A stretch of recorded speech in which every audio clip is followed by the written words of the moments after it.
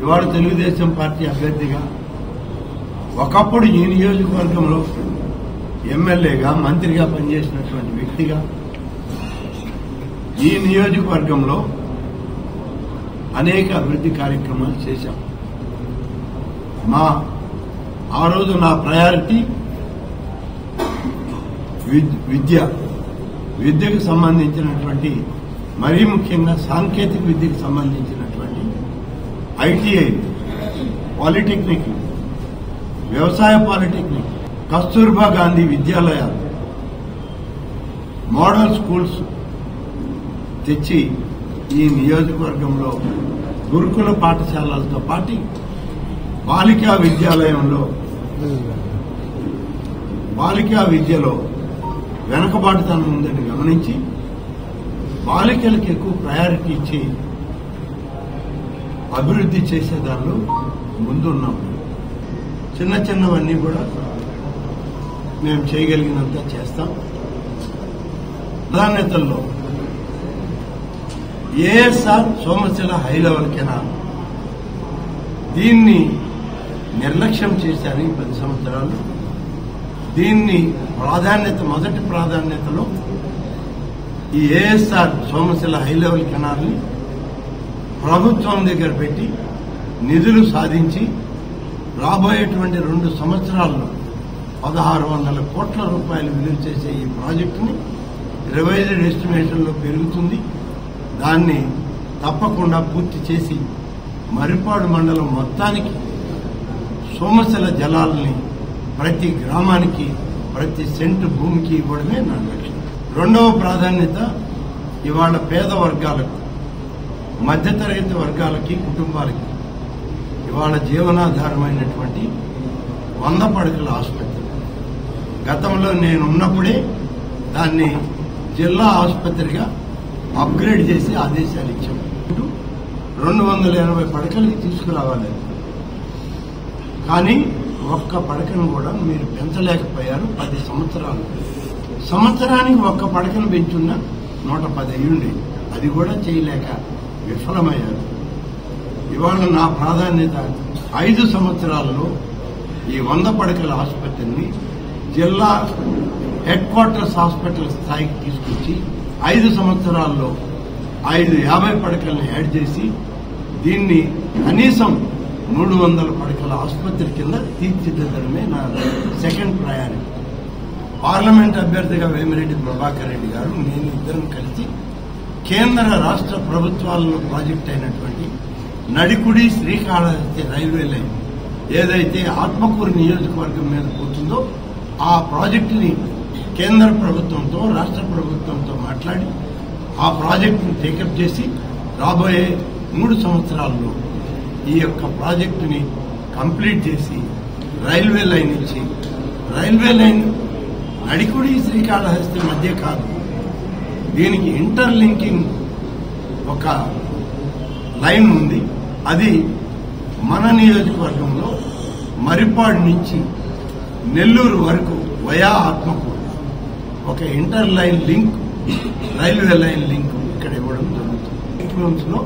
Main line Chennai, Calcutta, Delhi line దెబ్బతింటే అప్పుడు diversion కి నెల్లూరు ఆత్మకూరు లైన్ పనికొస్తుంది. ఈ లైన్ లో మన నడికుడి శ్రీకాళహస్తి అప్లైన్ లైన్ ఇది. దీంట్లో పెద్ద డ్యామేజెస్ రావనేది ఇవాళ ప్రభుత్వం ఆలోచన చేసినటువంటి ప్రయత్నం చేయడం జరిగింది. నెక్స్ట్ ప్రయారిటీలో 4వది Somasila project. It's a life line project మా అందరికీ కూడా. రేపటి తరానికి కూడా సోమశిల ప్రాజెక్టు 78 టీఎంసీలతో రేపటి తరానికి కూడా ఈ సాగునీరు, త్రాగునీరు ఇచ్చే ప్రాజెక్టు.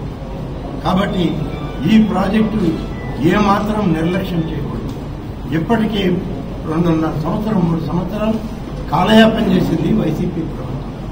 మేము అధికారంలోకి రాగానే ప్రయారిటీలో ఈ ప్రాజెక్టు తీసుకుని దానికి జరిగినటువంటి నష్టాన్ని భర్తీ చేస్తూ పూర్తి అప్రాలను నిర్మాణం చేసి సోమేశ్వర స్వామి ఆలయాన్ని కూడా పూర్తి స్థాయిలో నిర్మాణం చేయడము మా లక్ష్యంగా పెట్టుకుని పనిచేయడం జరుగుతుంది. సంబంధించి ఇప్పటికే మధ్యతరగతి విద్యనంతా కూడా ఏర్పాటు చేశాం. ఐటీఐలు కానీ, పాలిటెక్నిక్లు కానీ, జూనియర్ కాలేజెస్ కానీ, హాస్టల్స్ కానీ. ఇక నా ప్రయారిటీ పరిపూర్ణమైన సాంకేతిక విద్య రావాలి అంటే ఒక ఇంజనీరింగ్ కాలేజ్ ప్రభుత్వం విక్రమసింహపురి యూనివర్సిటీ నుంచి ఇక్కడ ఏర్పాటు చేయాలి. గతంలో కూడా నా ప్రాధాన్యతలు ఉంది, కానీ 10 సంవత్సరాలు దాన్ని ఆ ప్రాధాన్యతని ఎవరు టేకప్ చేయలేదు. ఇప్పుడున్న 2 ఎమ్మెల్యేలు అన్నదమ్ములు దాని గురించి ఆలోచించింది లేదు. కాబట్టి మేము తప్పనిసరిగా ఈ ఇంజనీరింగ్ కాలేజ్ మీద ప్రాధాన్యతను తీసుకొని ఇక్కడ ఏర్పాటు చేసి విక్రమసింహపురి యూనివర్సిటీకి అనుసంధానం చేయడానికి ఏర్పాటు చేస్తానని చెప్పి ఈ సందర్భంగా తెలియజేస్తారు. మీరేం సాధించారు? ఒక్కరోజైనా ప్రాజెక్ట్ గురించి మాట్లాడారా? మీ ముఖ్యమంత్రి గారిని ఒప్పించారా? మంజూరు చేయించి పన్నులు మొదలుపెట్టిన తర్వాత బిల్లులు ఇవ్వకపోతే కాంట్రాక్టర్లు పారిపోతుంటే ఆపగలిగారా? వాళ్ళకి బిల్లులు ఇప్పించగలిగారా? ప్రాణప్రదమైనటువంటి సంవత్సరాల ప్రాజెక్టు తర్వాత 2 సంవత్సరాలు వరదలు రాలేదు కాబట్టి సరిపోయింది, కానీ తర్వాత కంటిన్యూగా వరదలు కానీ వచ్చుంటే ఈరోజు ఆ ప్రాజెక్టు యొక్క పరిస్థితి ఏంటి? ఈ జిల్లా రైతాంగం యొక్క పరిస్థితి ఏంటి? ఏమైనా ఒక్క రోజన్నా ఆలోచన చేశారా? ఎంతసేపటికి పదవిని అడ్డం పెట్టుకుని మీ సొంత కార్యకలాపాలు చూసుకున్నారే తప్ప ఈ ఆత్మకూరు నియోజకవర్గానికి ఇద్దరు కూడా మీరు చేసింది ఏమీ లేదు. ఒకసారి ప్రతిపక్షం అన్నారు, రెండవసారి ఏమైంది? అధికార పక్షంలో మంత్రిగా ఉన్నారు. ఆయన కాలం చేశాక మీరు వచ్చారు, మీరేం చేశారు? మీరు ఏ ఒక్క పని ఈ ఆత్మకూరు అభివృద్ధికి చేసిన దాఖలాలు లేవు. ప్రభుత్వం నుంచి నిధులు సమకూర్చుకున్నటువంటి పరిస్థితి లేదు. ఇవాళ ప్రజల్లో అదే ఉంది. ప్రజల్లో అదే చైతన్యంతో వాళ్ళు ఆలోచన చేస్తున్నారు. 10 సంవత్సరాల అభివృద్ధిని కోల్పోయాము. 10 సంవత్సరాలు ఏ ఒక్క పని కూడా మా ప్రాంతంలో జరగలేదు అనేటువంటి మాట ఇవాళ సామాన్య పౌరులు చెప్తున్నారు. ఇటువంటి కార్పొరేట్ కల్చర్లో ఉన్న మీరు ఈ నియోజకవర్గానికి అభివృద్ధికి సంక్షేమానికి మీరు కృషి చేస్తారని ఎవరన్నా అనుకుంటే అది పాపం ఈ ప్రాంత ప్రజలు చేసుకున్న దురదృష్టం. మిమ్మల్ని నమ్మి 3 దఫాలు మీకు ఓటు వేస్తే కనీసం చింతాకంత పని అభివృద్ధి ఆత్మకూరు నియోజకవర్గంలో మీరు సాధించలేకపోయారంటే ఏమనాలి మిమ్మల్ని? ఈ ప్రజలు ఎవరికి చెప్పుకోవాలి తమ గూడు? అందుకనే ఈ ఎన్నికలు వచ్చాయి. ఈ ఎన్నికల్లో స్పష్టమైనటువంటి తీర్పు తెలుగుదేశం పార్టీకి అనుకూలంగా ఇవ్వడానికి ప్రజలు సిద్ధంగా ఉన్నారు.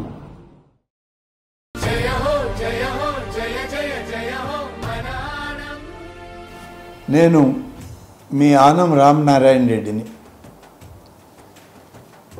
గతంలో అనేక దశాబ్దాలుగా రాజకీయాల్లో ఉండి ప్రజాప్రతినిధిగా, శాసనసభ్యుడిగా ప్రజా ఆమోదంతో గెలిచి అనేక అభివృద్ధి కార్యక్రమాల్లో భాగస్వామిని కావడం జరిగింది. ఈనాడు ఆత్మకూరు నియోజకవర్గంలో తెలుగుదేశం పార్టీ అభ్యర్థిగా నేను పోటీలో ఉన్నాను.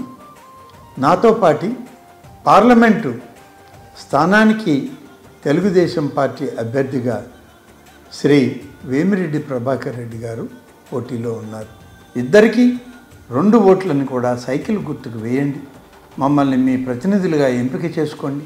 మీకు తోడుగా ఉండి మీ వాళ్ళుగా, మీ ప్రజాప్రతినిధులుగా మీ సమస్యల పరిష్కారంలో భాగస్వాములు అవుతామని చెప్పి తెలియజేసుకుంటూ సెలవు తీసుకుంటున్నాను.